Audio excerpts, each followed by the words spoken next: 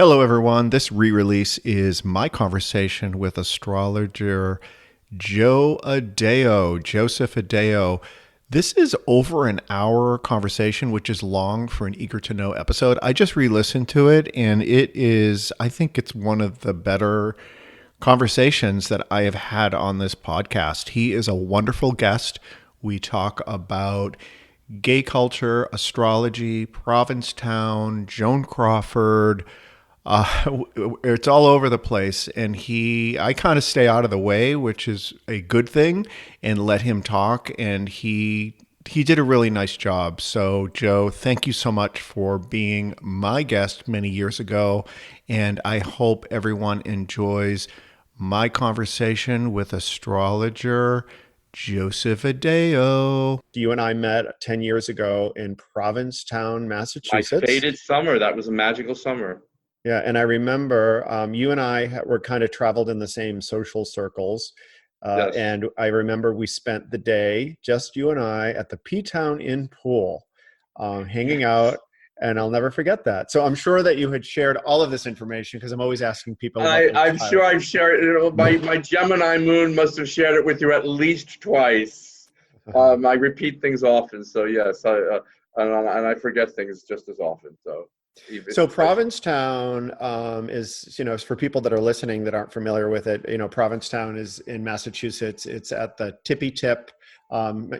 Massachusetts has like that hook, and it gets smaller and smaller and smaller. And as you drive down that hook, it becomes less and less populated until it's just sand dunes. And then suddenly when you get to the very tip, boom, Provincetown.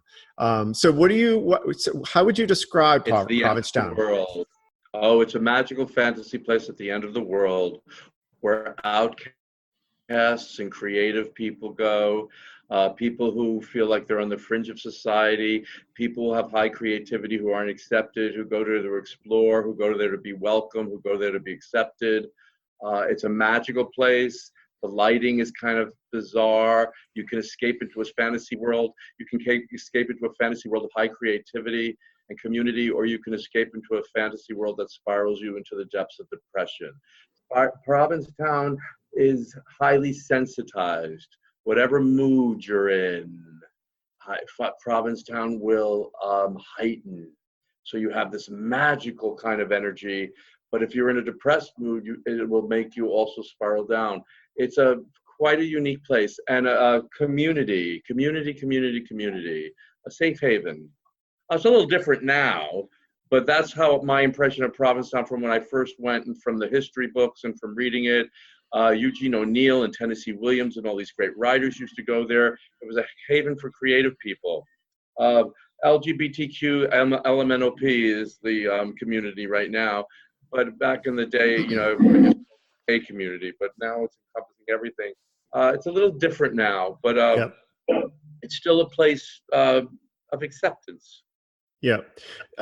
My experience in P-Town, I was a visitor for the years. I would go for a week on vacation where it was party, party, party. And then starting in the summer of 2009, I got a place there. So not only was I there on weekends, but a week before my first place started, our work situation changed. So I was now working from home. So I basically moved down there. And I will tell you that being there changed my brain. Like it rewired me. And I don't think that I would have pursued this creative life as an artist that I'm doing now if that had not happened. Because when I was living in Boston and working like a corporate job, your mind is just wired in a way it's just different. And when you go there, I was meeting people that were much looser, much freer, much more open to new ideas. The other thing that was extremely interesting is no one talked about their jobs. No one talked No, about what they did for a living. no. I hung out with Greg and Jeff, and I hung out with them every day at the summer for an entire summer. And then at the end of the summer, they invited me to a party in Boston, and I found out that they were a doctor and a nurse. And I'm like, I cannot believe that we spent that much time together and it never even came up what we do for a living. And in the normal world, that's the first thing you ask when you meet someone. Oh, What do you do for a Rick, living? you hit the nail on the head. That's a wonderful definition of Provincetown. What I loved about it, because 10 years ago was not my first time there, but the time that changed my life. And nobody asked you what you did. You were accepted for who you are.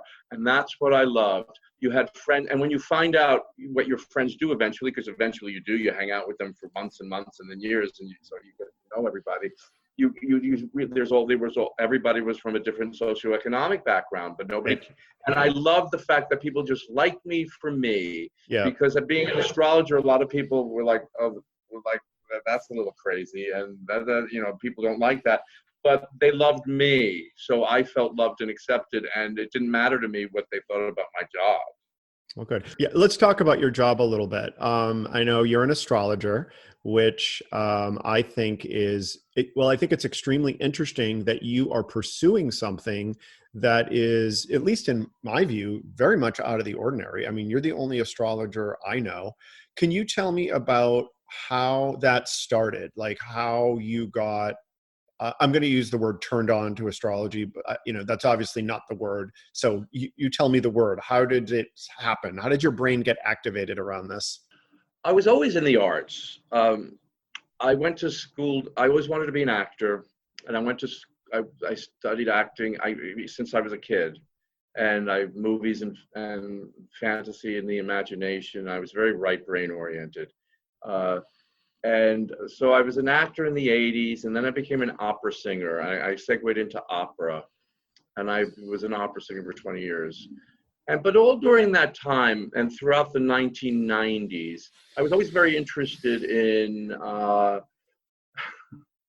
going to channelers and interested in spiritual stuff and going to expos and seeing what people had to say. And I got a little lured into that Buddhist community for a while, although I found them I didn't stay with them too long. But I always thought there was something. Astrology wasn't for the first 40 years of my life, astrology wasn't really a big thing, but I was always exploring spiritual things through meditation, through yoga, through as I said, some of the Buddhist things. I Course of Miracles. I did the Course of Miracles.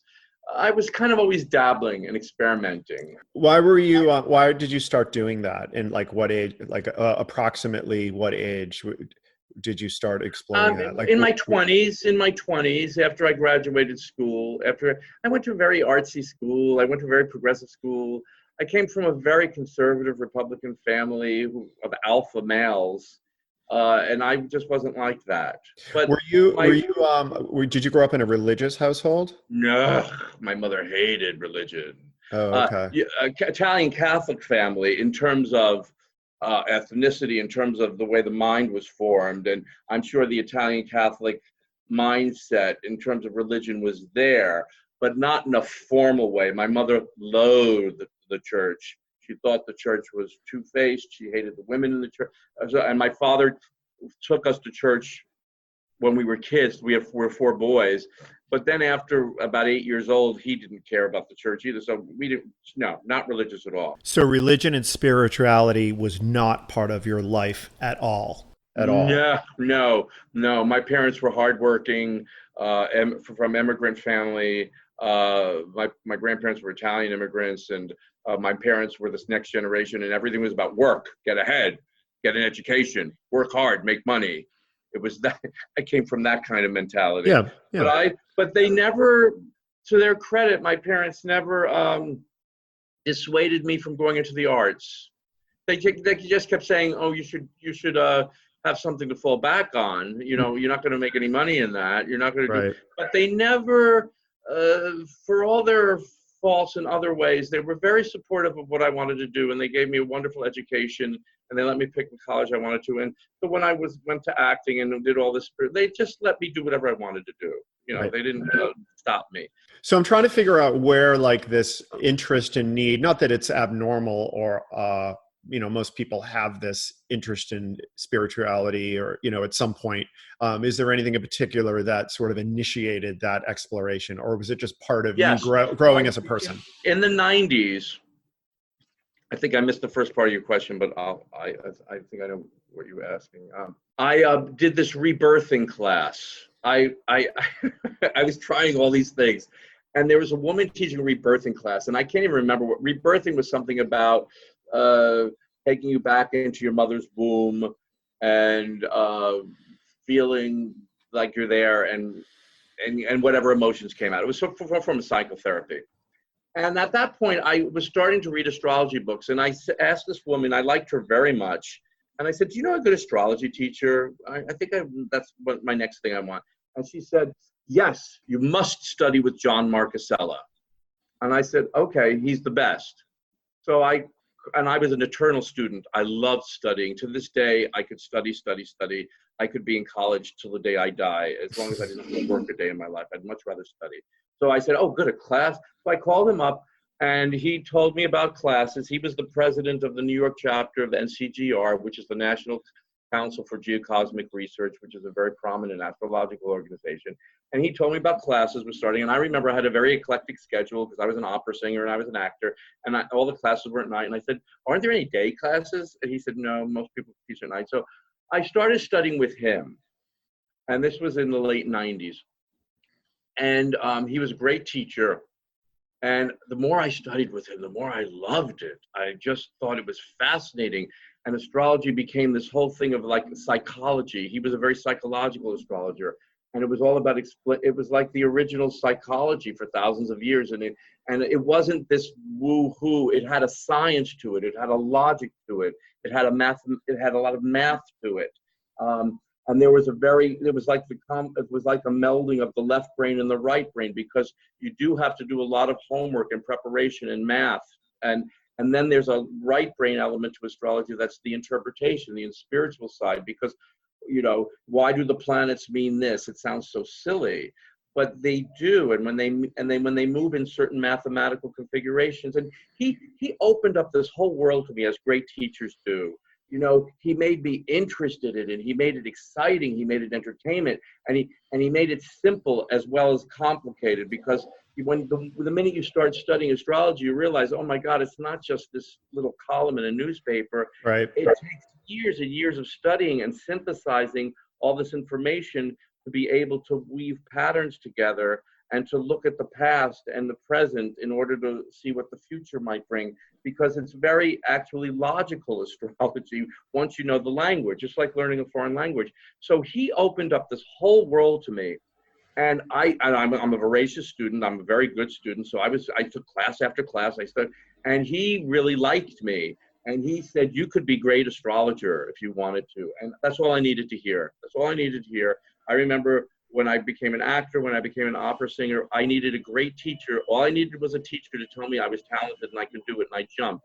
And he was that. And I think that's why teachers are so important, because as an actor, as an opera singer, as an astrologer, that I had a great teacher who just pushed me, and they promoted me, and they helped me. So then he started mentoring me, and I took private lessons with him. And then I got my certification, because you can go through the certification process. Not that being a certified astrologer makes you a great astrologer, but it was important for me because I like certification, because I like testing. And I liked having to study books and take tests and quiz and get approved and and so to me it meant a lot that I got a certification to be an astrologer, even though it does not necessarily mean you're a great astrologer. Was it something where you knew, I want to be the best, I want to do this? Or was it more like, let's see what happens next, let's see what unfolds, and it sort of unfolded in a positive way? Or were you more goal oriented? No, I'm not that goal oriented. Let's see what happens. I never have a plan. Never. Let's just see what happens. I segued from acting to singing to astrology. And in the interim with the astrology, as I was segueing, I just said, let's see what happens. And I met the right people. It was almost like the Wheel of Fortune in the tarot. Yep. It was spin the wheel, see what happens. Yeah. And I just got pushed in the right directions. So in 20 years, you have obviously, things are unfolding in a way that are making you want to continue. How would you describe your experience with astrology that's making you feel that this is where you should be, that it is positive, that you want to that you have wanted to continue to take the next step in a way that maybe other things didn't feel? I make money at it. I'm independent. I'm free. I don't have a boss. I can do whatever I want. I can make my own schedule. I don't have to listen to anyone but myself. I could work at 3 a.m. I could work at 9 a.m. I could take 2 weeks off. My whole business is word of mouth. So from a practical level, I love the freedom. I love the freedom. From a spiritual level, it's creative. I help people. It's like being a therapist. I get great satisfaction out of people telling me that I've changed their lives. I get great satisfaction out of having psychological discussions with people about their potential and what they can achieve. I feel like an artist. I feel like a teacher. I feel like a performer. There's a part of it that brings in opera and the theater because I teach classes and I get to impart my knowledge and my passion for this to other people, and I see them coming alive. It's like an actor in a performance, and you watch those students and you watch those. They respond to what you're saying and the passion. And I'm not counting numbers all day. I'm doing something that's very creative. I think anything you can do is creative. I think you could be a creative accountant. So I don't want to belittle any other professions. But I always wanted to stay in a field that made me, where I got rewarded financially and spiritually from the feedback I got from people. And this was the first time it happened. That all of a sudden, the two of them combined. And I do like giving people some kind of meaning and explanation. Astrology is like a religion. Religion is just something that offers explanations to people of why we're living here on Earth. That's what religion's about. People want meaning in life, and they want an explanation of why we're here. And astrology is that. I had a friend who said to me, there was a quote she said to me, and it was brilliant. She said, astrology is the psychology of geometry. And that's exactly what it is. There's all these geometric patterns happening in the sky, and they set things, they make things, they make you react in certain ways. And I just like pointing out things to people. So people come to me and they think they know they're not crazy when I kind of support what they're going through. Something that you said to me reminded me of some conversations that I've had with personal trainers. I've spoken with 2 personal trainers, and they have experiences where the work that they're doing with their clients actually transforms their clients' lives. And that's something that you had mentioned as an aspect to what you do, is that makes it so fulfilling in a spiritual way, is that the work that you're doing with your clients sometimes can transform their lives. So right. I just want to know a little bit about, can you just talk to me about that? Because that sounds really interesting and awesome. Well, it's very personal. It's because you're going to have this deep, intimate conversation with somebody. It's like being in a therapist's office. And when they come to you with most people come to see an astrologer when they're not usually feeling that good. They rarely come when things are great. And they want to know, how long is this going to last? And why is this happening now? And when you can give them very practical kinds of advice of certain types of behavioral patterns that are set up in their chart, set up in their life at birth, and why they react certain ways in certain instances, and why things are being triggered now. And when you can give them an idea of how long something's going to last, whether it's a difficult situation, whether it's a pleasurable situation, whether this is not a good time, this year is not a good year to open a business, or next year is a better year for the potential for love. When you kind of reinforce what they're going through, and that there's a meaning to it and there's a pattern to it, it makes this huge sigh of relief on the side of the client. Like, they're not crazy. Like, there's a time, there's a season for everything. There's a reason why it's unfolding now. This is the time of my life where I have to learn this lesson. This is the time of my life where I have to learn that lesson. This is a time of my life where for the next 2 years I might experience great joy that's unfettered. And when you can put things in that kind of perspective for people, because everybody goes through these things. Some people, have more difficult challenges than another. When you put it in perspective for people, they really love that there's some kind of meaning to the universe, that there's some kind of meaning to their life, and and you can help them get through it by suggesting ways that their personality types would deal with a situation like this. Or how did you deal with this situation 7 years ago? Because a lot of astrology is about, 7 years ago, a similar type of energy was around. How did you deal with it then? Mm. Because now you're 7 years older, you're going to have the same lesson to learn, but you're going to evolve with it in a different way. And there are different circumstances that will, there are different energies here that might help you deal with it now. It gives me great satisfaction to just guide them through that. And it's like this. I'm sure if you talk to a psychotherapist or any kind of therapist, they feel the same way. It's great when the client, you see them grow, you see them understand, you see them accept themselves, and you see them, they don't become so tuned into these fated things that are going to happen, like, oh, just because this person left me, I'm going to die, or just because I lost this job. No, there's much more deeper kinds of reasons for things to happen. Like literally the worst thing that could happen when doing a broadcast is a fucking jackhammer outside the window. You've got to be kidding me. It's an Aquarius full moon. Expect the unexpected. It's the hurricane came. Rick, I don't mind if we do this another time. That's fine. It's not going to be a problem. No, I like how things are going, but I guess it's not meant to be then. I mean, literally my house is shaking. You look great, Rick. You haven't aged a bit. And okay. I love all your cooking. Oh, I'm starting a new all your cooking is so exciting. Well, I'm starting a new cooking blog, a whole new platform. If I remember correctly, you have a Cancer moon, don't you? You have the moon in Cancer. I remember because I did a little reading for you. I remember many years ago. I think you have the Cancer moon, and the moon in Cancer is a sign that has a lot to do with cooking and home and bonding and nurturing and hunkering down and being in the womb. And the moon is how you would relate. The moon has a lot to do with sensitivities and feelings and needs. And that Cancer moon would be like a big mommy. I have these mommy tendencies of wanting to cook and nurture and to make people feel comfortable and make people feel welcome. And I'm almost positive you have a Cancer moon. Okay. Well, then that makes sense.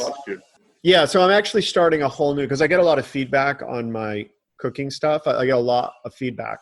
So I'm actually starting a new cooking channel. So that's fantastic. So it's actually a whole program.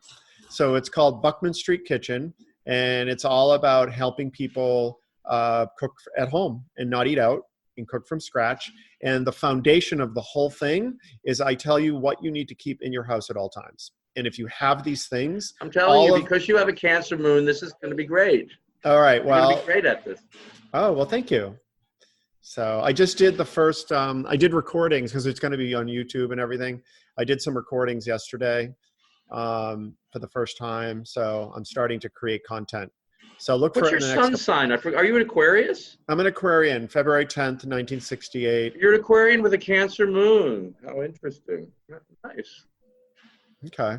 You'll help people see the bigger picture as an Aquarius to cook in their own home and take care of themselves personally. That's a lovely combination.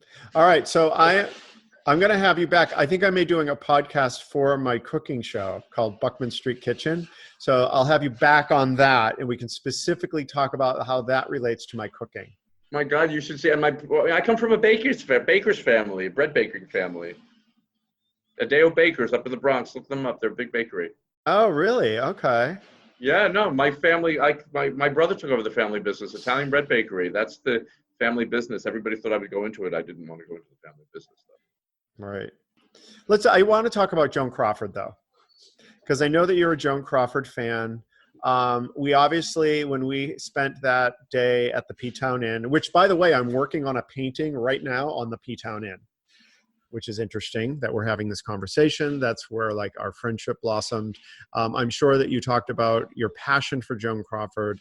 I have never been a huge fan in that I just have never seen any of her products other than I saw Mommy Dearest, which doesn't count.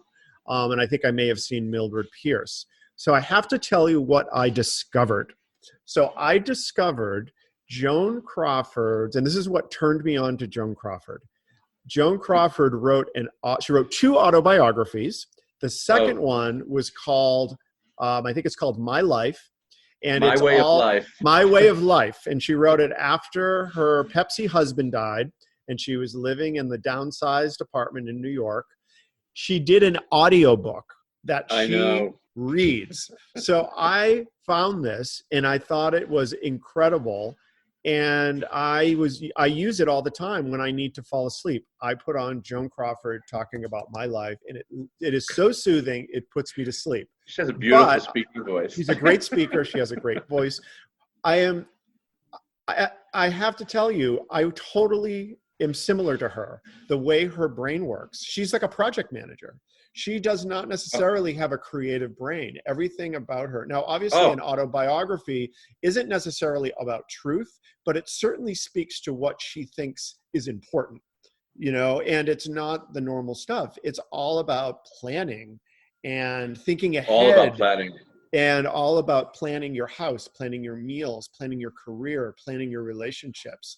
It was fascinating. It's interesting that you say that she doesn't have, I don't know if did you say creative mind? It's interesting. You said she's very left brain. Yeah. She's very, you would think because she was this actress and everything, she would have this kind of a little more of a devil may care attitude about things. But no, she should have she should have been the CEO of a corporation. She should have run. I remember reading about people who met her and people in Hollywood.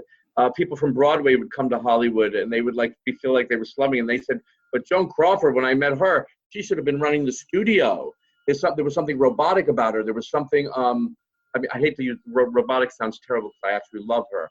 But organized, anal retentive, 24/7 planning, OCD, which, fits in with a lot of the image of her, especially the Mommy Dearest image, the controlling. But yes, very, very left brain structured, analytical, to an kind of almost a scary degree, which propelled her ambition too. Absolutely. And so since I started listening to that, so then I started learning more about her, and I listened to an audiobook of her first autobiography, which was written like mid-career. First autobiography was written around the time of Whatever Happened to Baby Jane in 1961. That's called The Lonely Life. Okay. So that was written around the. No, that's Betty Davis. No. The Lonely Life is Betty Davis. You're right. It's called. You're right. I'm confusing the two. A Portrait of Joan. It's called A Portrait of Joan. Betty Davis and Joan Crawford wrote an autobiography around the same time about Baby Jane. Betty's was called The Lonely Life. You're right, and Joan's was called A Portrait of Joan. And that was like the early 60s. And then My Way of Life was written in 1970, around that time. But so the thing that was interesting is, so then I read that other autobiography. Then I started reading interviews about her and seeing interviews. And then I started watching her movies and just learning more about her and then really understanding how she came from absolutely nothing. And and that is how she became what she was. I mean, she's the epitome of the American dream. She's the epitome of the American. She's one of the most fascinating creatures of the 20th century. Came from nothing, poverty, and the American dream was you can go after whatever you want and achieve it, and that's what she did. From humble beginnings and fighting her way to the top. And being a woman. A prime example of somebody who, they say the more entitled you are, if you come from money and family, sometimes you don't push yourself to do things. She came from nothing, so it kind of made this tiger. It made her want to achieve more. And sometimes when you're knocked down in life, you get back up and you have a greater desire to achieve. And that's exactly what she's the living example of the American dream. And another aspect to her is that she's my grandmother's age. Like I remember going to visit my grandmother, and she was like a little old lady who both my grandmothers, who they had no power, they had no influence, they were at the whim of my grandfathers, and so that was my idea of what women were like of her generation, and she was their age. So that's Yeah. crazy that she had a career, and it's fascinating. All then living, the power of the independence of a woman, the power of a woman, and dealing with making her way in the world. I mean, there's a lot to admire there. It's pretty amazing. Yeah, she's my grandmother's age. Yes, exactly. And uh, what those women had to go through in that world at that time, it's pretty amazing what they achieved. It's pretty amazing. And it really is. Do you have any opinion on her daughter, Christina, and her in terms of not whether it's true or not? I don't know. What is your opinion on all of that? Um, you know, Joan Crawford's a very flawed woman. I mean, complex, complicated woman, which is what makes her so. I have Chris. You know, I'm sure there's a lot of truth to what Christina says. I'm sure she was not the greatest mother. I'm sure she did abuse them. There are 4 children in that family, and 2 of the children have great stories, and 2 of the children have bad stories. That's not unusual. That's not unusual. Uh, that the abuse happened, I don't doubt. My views about Christina, though, other than that, child abuse is horrible. I'm sure she had a horrible upbringing in many respects. But Christina never seems to have anything. She capitalizes a lot on that, and then once the whole thing with the wire hangers became camp, she would capitalize that, and she would. There's something about Christina that doesn't kind of ring true all the time, and I don't, and you're also seeing, unfortunately, that movie and that book became just so like a Joan Crawford movie. It became so melodramatic. But Christina just seems to have such a hatred to. She very rarely says anything positive about the mother, and yet she always says she was looking to find love. There's no forgiveness there. It's interesting for somebody who's approaching 80. I think Christina's born in 1939, so she's approaching 80 years old.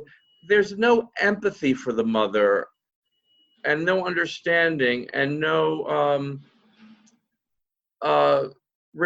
there's less. There doesn't seem to be this reflective part of Christina about the whole situation. Uh, but I don't hate. The thing about mom, I have 2 versions. When I was younger, I thought the Mommy Dearest thing was so appalling, and it smirched her reputation. But in a way, it made people pay attention to Joan and research her and see where she came from. It's a very sad story. It's a story of a woman who repeats the patterns of her own mother.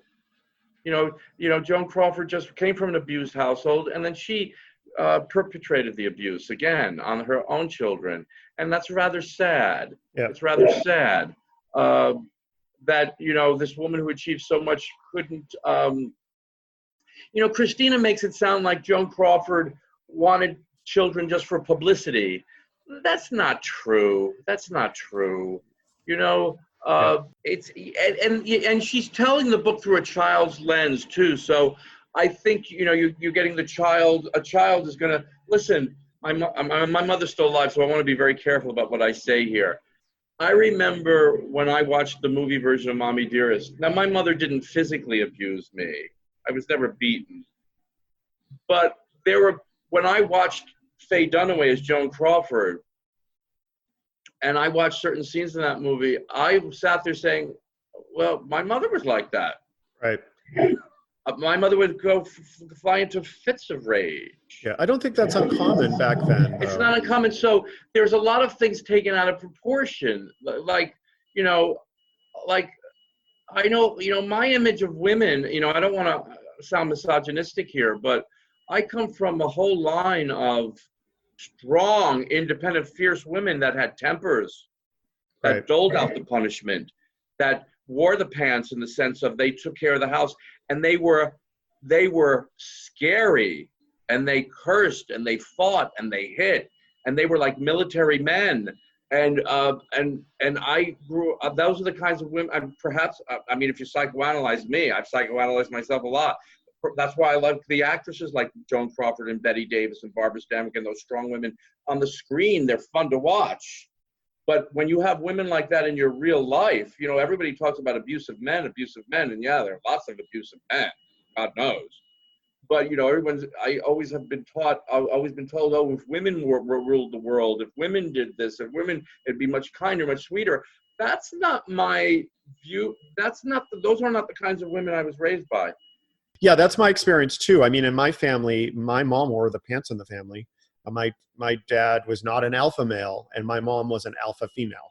So so that sort of, and I think that's why I have an interest in similar types characters and seeing it on screen. And I can definitely relate to that, because that was the dynamic in my family. When I hear about like the overbearing, abusive dad, I'm like, I don't even know what you're talking about. I don't know like, what you're talking about. That is completely foreign to me. I mean, my dad had his own issues, but not that. Yeah. My mom was the one that was abusing my dad. And my dad just sat there and never said anything. And so I can relate to that. And yet I had great empathy for my mother and her plight. And I think, Joan, because I think I instinctively understood that women were put in a very tough position, especially women like my mother and Joan Crawford. They're creative. They want to have a career. They want to be very yang. They want to express their masculine side. But by that, I mean their yang side. They want to go out in the world. They want to meet people. They want to have a home. They want to have a job. They want to have all those options in life that men have. And when a woman like that, who's so creative and so powerful, so independent, is forced to like raise a family, and then, you know, my father did tell my mother, no, you can't work. You know, my father had his own alpha side there too. And then they get frustrated. So then it comes out in this rage because it has nowhere to express itself. And so as a little boy, I remember, and I can explain this astrologically from my point of view, but I don't want to get into psychological, astrologically analyzing me right now. But as a little boy, I remember I thought my mother was crazy, but I loved her very much. And I understood her, even though every time she and my father had a fight, I thought she was wrong, because he would go to try to apologize and she wouldn't. And yet I sided with her. I can't even explain this to this day. As a little boy, I had this great empathy for her because I understood the frustration, even though her expression of her frustration was so over the top. And I don't know if I'm making any sense here. It's that weird thing where I loved her and I felt sorry for her, but I thought she was crazy at the same time. And I think that's the explanation of the way women are forced to be put in certain positions. But men are forced to be put in certain positions too. Not every man wants to be an alpha male and go out and make a living and support a family. And I certainly don't. Yeah, I know a lot of men who don't want to be put in that position, and they're forced to, and then they become monsters because of that. Yeah. And I think this is I think this relates to a lot, and this is another whole larger topic about, which we probably don't want to get into, about like traditional American roles in terms of everything, in terms of men's roles, female roles. And then we talk about it kind of relates to me, not so much sexuality, but like now we're talking about gender identity, which right. It's kind of the same thing. It's like females should be this, males should be this, and like that is what is considered excellence. That is what is going to get you to be successful, et cetera, et cetera. But not everybody fits into that. And in the same way, in gender, like I'm cisgendered, like I feel like I'm male, but I can see how if you don't feel that way, like how does that work? Like, right. And as an astrologer, I love that I can help people see what their strong points are and their options. Where in your life are you more yang, and where in your life are you more yin, and where's the balance of energy, and where should your priorities be, and where are your strengths, and where are you? Astrology is explaining where your strengths are, where your weak points are. How do you balance the weak points? How does the struggle in the chart? A chart will indicate where somebody has a certain amount of talent, and then where they're going to have struggle. Well, you need struggle and talent in combination to make somebody successful, because without struggle, you don't achieve anything. And if you're all about talent and good luck, well, you become lazy. And so a good astrologer is supposed, in a good consultation, as a consulting astrologer, because I'm a consulting astrologer, I'm supposed to point those things out to people and show them, like, this is where you will have more success if you push yourself a little bit. Yeah. And there's lots of different fields of astrology. There's the research astrologer who will explain why certain things happen in certain epochs of history, and they're doing lots of research analysis, right? I'm not geared that way. That's sort of like the geek or the nerd or somebody who doesn't like to socialize with anybody and spends 24 hours a day, 7 days a week doing research, and then they come up with why things happen. That's a whole nother school of astrology that's really beautiful. But this consulting astrologer is supposed to look at a chart and help unleash the person's potential and for growth and where things are going. And and I think from a little boy, that's what you realized. Yes, I'm a cisgendered man. I'm very proud. And astrology is very good at explaining this kind of stuff.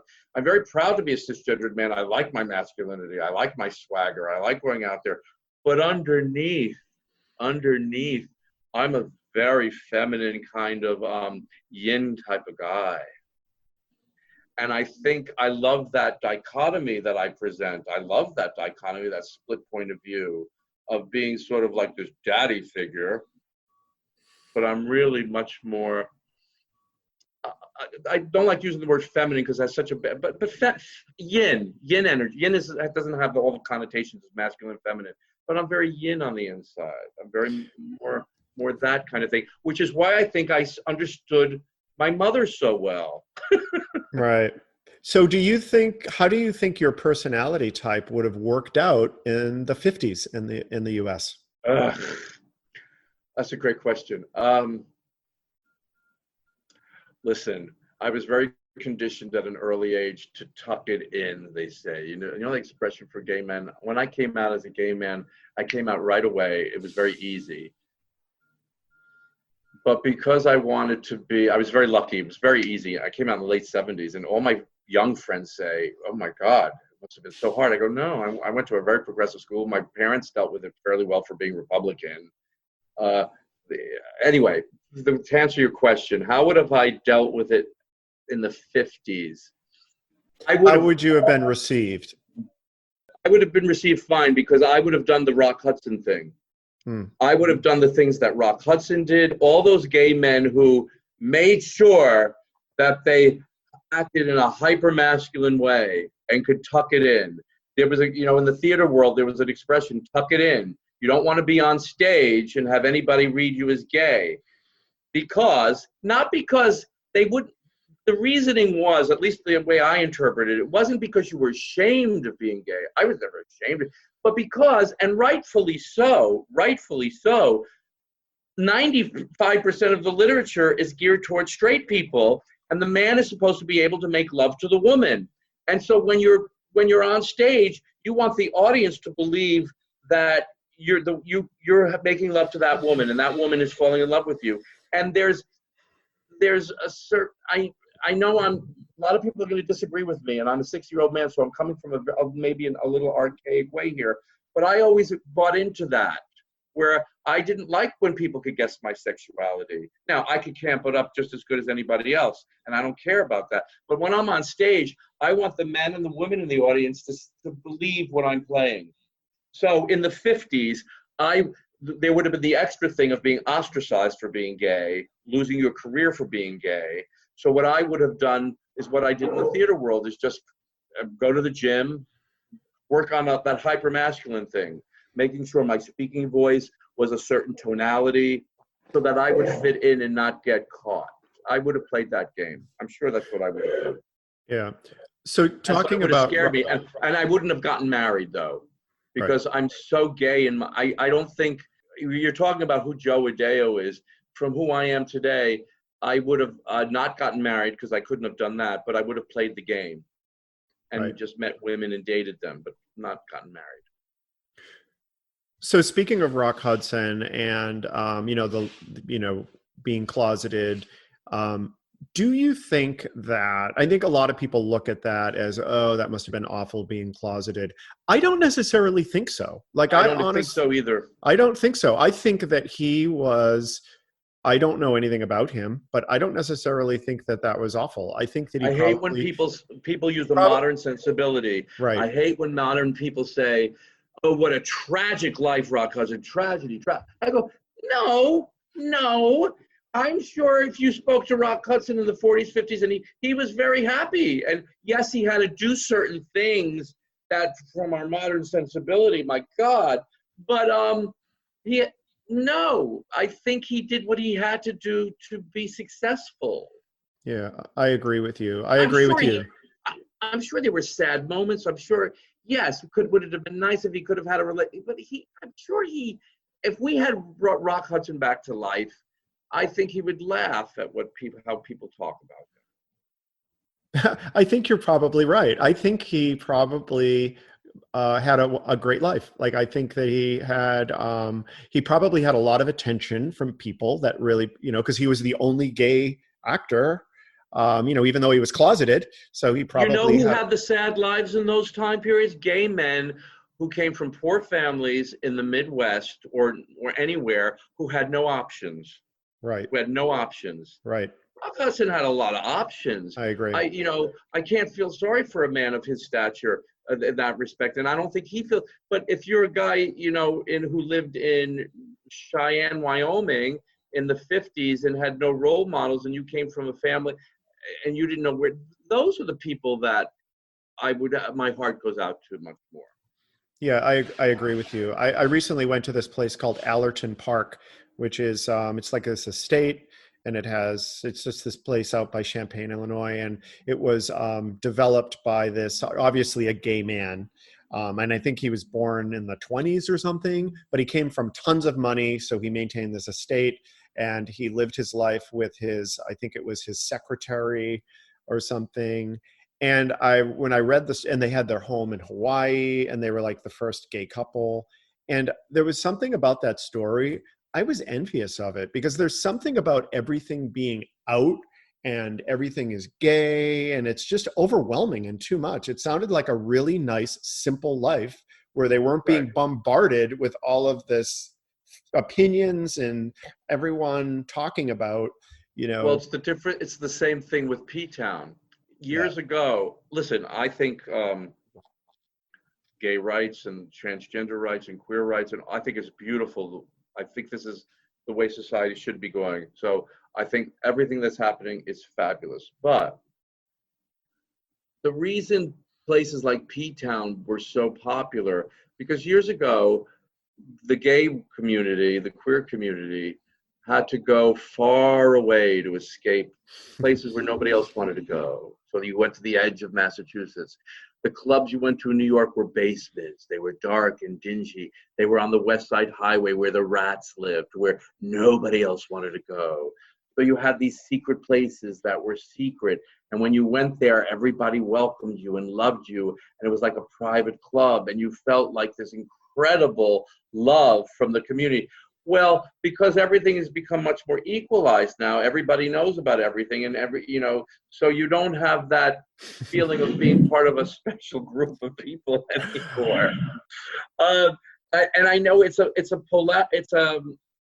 oxymoron. What's the word I'm looking for? It's a conundrum. It's like, well, it's good and it's good. It's mostly good, but then we've also lost something too, because now my grandmother knows about what went on in clubs like the Mine Shaft. I mean, I'm like, I don't really like, some things I just want to be just part of the group. I totally agree with you. When I came out, it was the summer of 1990, and this was probably the end of all this. It was like a secret society in 1990. Yeah. Like I felt special. Like, oh my God, I got the key to this amazing world where the music was different. There was clubs that nobody knew about. It was people were talking about topics people just spoke in different ways. And I feel like, not that I really go out or anything, but I feel like things are much more mainstream. I recently watched this movie called The Queen, which was like a drag contest from 1967. Are you familiar with this movie? No, I don't It's know this so you movie. got to check it out. But it's a documentary, and it was I don't even know if they were. I guess it was drag queens was the term they used, and it was someone recorded the whole thing. It happened in New York City in 1967, and it was all gay men talking, you know, planning and the dialogue, and it was very interesting because it reminded me the nature of the dialogue it reminded me of when I first came out, because gay people, it's hard to explain. Like what people talked about was different because now it's just everything is homogenized. Everything is homogenized. When I came out, I was lucky. I was in the theater world, and I was taken under the wing of older gay men. You know, there was this thing about older gay men taking younger gay men under their wing and ushering them in and nurturing them. And yes, some of it was sexual, obviously, but it wasn't really about the older gay men just wanting to sleep with the young guys and toss them off. It wasn't really that. It was more like, no, we want to, you know, we know that it's difficult to come out, and you could have a wonderful life being gay, and we're going to show you what wonderful people are in the community, and how creative the community is, and how many smart, intelligent men there are. And yes, it's a very sexual community, but we're sexual creatures. So it's that whole thing of passing it down. And it still exists, but not to the same degree because of the way it's all so equalized, right? And that's what I loved about those days. I had the greatest men bring me out into the world. I was just so fortunate. I was so fortunate, so lucky, and that I really missed. That was beautiful. Nice. Well, I have one And last question for you. So I guess we continued our conversation. We were planning on I know rescheduling I don't know this. what happened. I'm sorry. No, it's okay. We were planning on rescheduling this. I'm not sure if I'm going to edit that out or what, but if I edit it out, a jackhammer started outside of my window that was noisy and physically vibrating my dining room table where I'm recording this. So we were going to reschedule it. It went away. We continued. I do have one last question for you. So is there anyone that you wish you could do a astrological reading? Is there like a fantasy person, dead or alive, that you would love to have that sort of interaction with? Oh, I really never thought about that because all the people that I wanted to do, I do anyway. Like I don't even really need to talk to them. I just analyze their charts. Uh, but if I were to, I really don't. I mean, you know, you want to say maybe Joan, but I've analyzed Joan Crawford's chart so much. I almost, for famous people, to be quite honest, with famous people or people in the public eye, I actually prefer to study them in private without asking them too many questions because they live so. I that wouldn't. I enjoy actually an anonymous. I enjoy the average daily person much more to do that Okay. with. With famous people, I like studying them and writing articles on them. Famous people are wonderful to study with astrology as long as you have a birth time. Without a birth time, you really can't do anything in any kind of detail. What famous people are great for is because they live such public lives, you have timelines of events. Mm. And famous people live such extraordinary kinds of lives and very active lives, and a lot of things happen.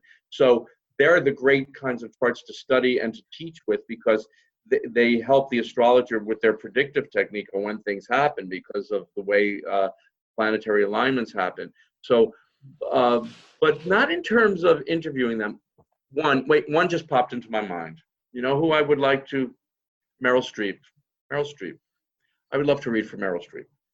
Okay. I would love to read for Meryl Streep because I know her chart so well, and I think she'd be fun. I think she'd be fun. Meryl Streep, that's the answer. And she's still alive. And she has a time birth chart, and I know her chart very well. Yes, that's the Really? answer. Okay, good But I answer. do prefer reading for the everyday layperson. First of all, it's harder, much more difficult. It tests you much more. It tests your mettle because they don't they don't lead as active a kind of life. And so you have to be much more subtle with the interpretation. You know, it's very hard to read for a person sometimes when you see a signature in the chart, and by signature you see a pattern, and you do see this in charts. That's why you have to be very sensitive in how you read for people. I have this, so I don't mind talking about it. A difficult relationship chart. There are things, and I don't want to go into it here, it's just going to be boring to people, but there are certain things you see in a chart, you go, this person has a difficult relationship chart. Part of the reason they've come into this life, whatever you believe about life and reincarnation, part of the reason they've come into this life is to deal with lessons of love. They're going to need to have lots of relationships that don't work out because they're going to have to learn certain things. And why? And then the client's like, why do I have to do this? Well, that's the mystery. I don't really have it. But the more they work on it, the more they grow, the more they learn lessons, the more they become more into it. So certain people have certain people have very challenging job charts. They can never hold a job. And you often do see this, But then certain types of personalities will work through things a little differently.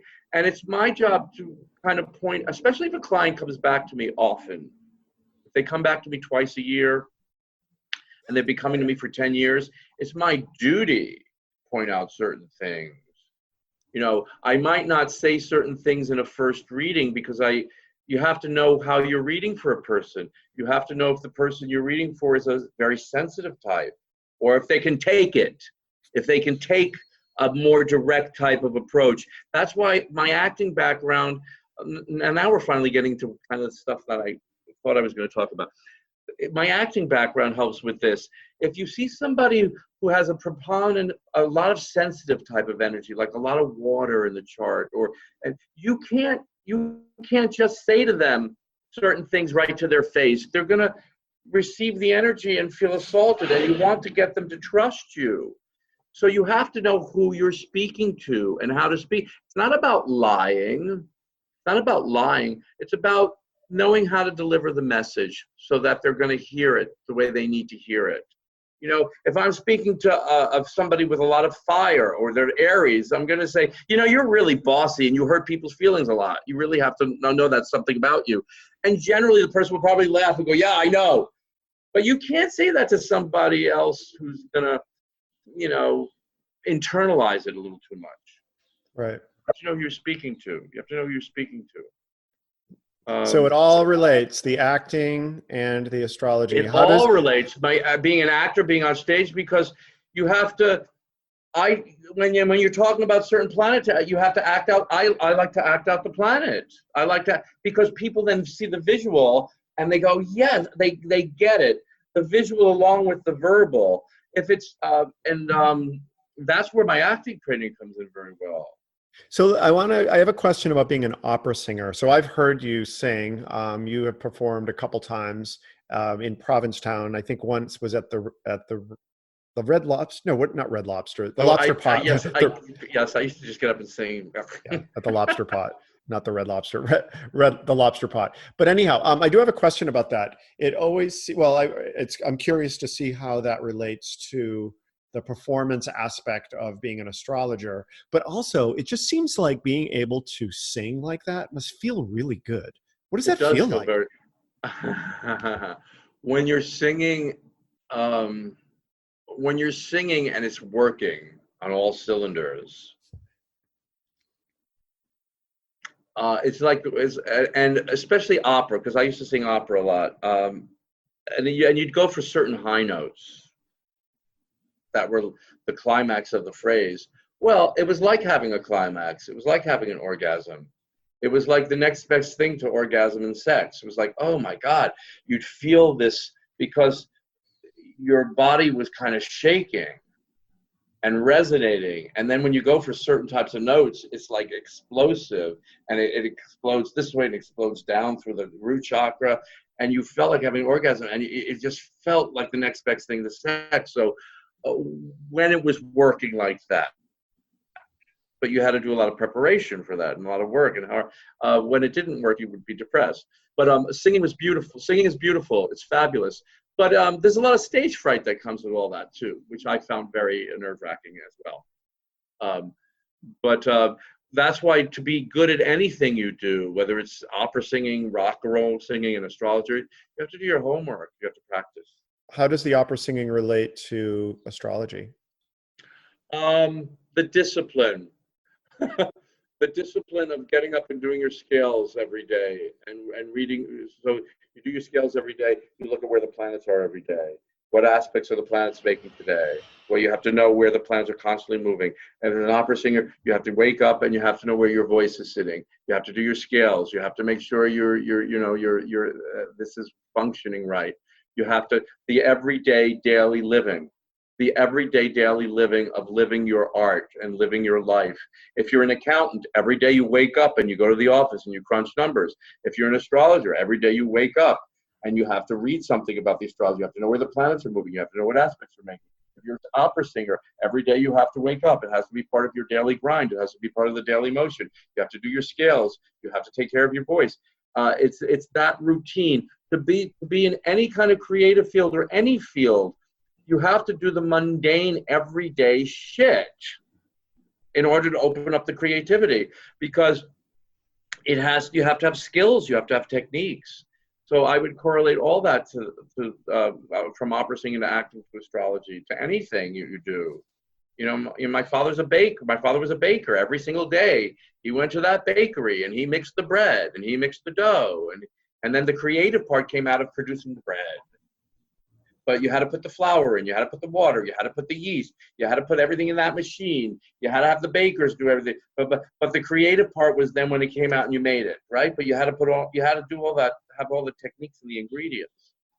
Did that answer your question? I lose the thread of the conversation sometimes. That was an excellent answer. That was excellent. But that's there's a great deal of fear in life. Astrology is ruled by the planet Saturn. Has a lot to do with astrology, because Saturn is about fear, and you're on the planet for 80 years, 90 years, and time is always ticking. And how are you going to get through the world and produce? And when you face your fears, they become your talents. If you overcome your fears, they become they become part of you, and then you can create. If you don't face your fears, they become your limitations. So every single day of our life, we're facing our fears. And I remember as an opera singer, I used to throw up every time I had to sing. It was so fearful to get on stage and to be judged by that audience. And what if I didn't hit but if you don't face your fears, they do become your limitations, and you don't grow, and you don't achieve, and you don't take on responsibility, and you're not productive, and you don't contribute to society. And that's, I remember that being the scary part about singing, especially.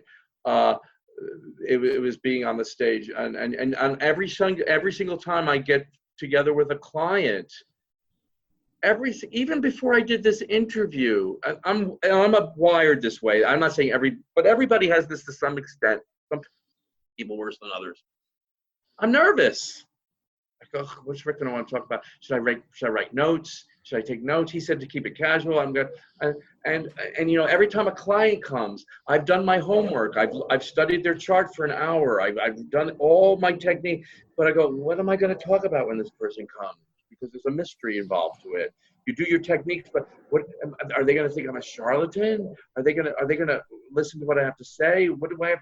And I'm always nervous before every reading. And I think always nervous. I have to run to the bathroom. After all these years, as a performer, I was like that.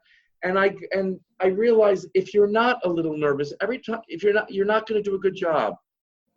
You have to be you can't be crippled. You can't be to the point of being crippled, because you have to let the creative process take over.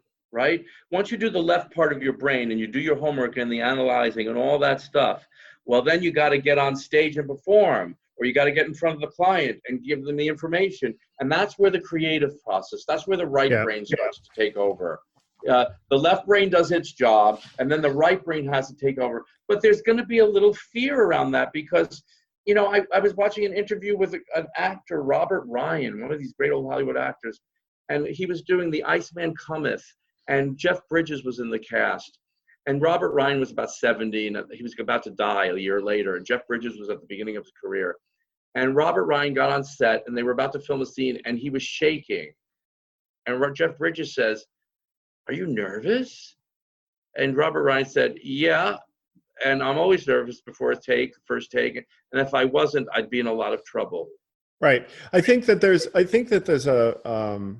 I hear a lot of people talk about, you know, trying to eliminate nervousness and anxiety and fear. I've tried and that all for years. these It doesn't work. and all of these things. I don't think you need to. I think No, people you have to let it wash over you a bit. Right. I think that it's not like successful people don't feel fear or aren't afraid. It's part of being a human. And you know, I know that one thing, you know, not to like bring it back to me, but I know that I do meditation, and one of the things that I do specifically, you know, around meditation is, it's not that I'm trying to feel better necessarily, but what I'm trying to do is remove myself from all of these feelings so that I'm watching them. I'm not trying to control them or prevent them from happening, because I think a level of fear and nervousness, I'm nervous before we started this conversation. That's a good thing. I don't want it to consume me. But, you know, with meditation, I'm trying to feel all these things, good and bad, but I'm sort of trying to look at them like I'm watching a drive-in movie and kind of see them and not let them consume me. But I think that all of those things that you mentioned that could be considered negative are just really part of being a healthy human. We can wrap up. So this is recording, like normally my Zoom meeting ends after 40 minutes. So I hope that this worked, because it didn't end. If it doesn't, we can do it again. You made my day. You got me started off in a very good spot. Thank you very much. You're very welcome. I should do more stuff like this, because I don't even take my own advice sometimes. I don't take my own advice a lot. And this was a very creative process, and it made my creative juices start flowing for the day. So I appreciate it. Thank you very much. You're very welcome. So where can people learn more about what you offer from an astrology standpoint? Oh, my website, josephaddeo.com, JOSEPHADDEO.com. I have my website there. I have a lot of articles there. My classes are posted there. Where I'm lecturing would be posted there. And so that's the easiest way to find me. Also on Facebook, but I have two Facebook pages. Go to my professional page, which is Joseph Addeo Astrologer. On that Joseph Addeo Astrologer Facebook page, I blog a lot about the daily astrology and stuff like that. So you can see, I love to write, so you can see my writing technique and how I write. And, you know, if you enjoy that, you'll get a glimpse into the way my mind works and how astrology works. Great. This was awesome. And you have a wonderful vacation. My name is Ricky McGuckran, and you have been listening to Eager to Know, the podcast. If you haven't already, please go to Apple Podcasts and subscribe, rate, and review this podcast. Join me next week for another Eager to Know podcast.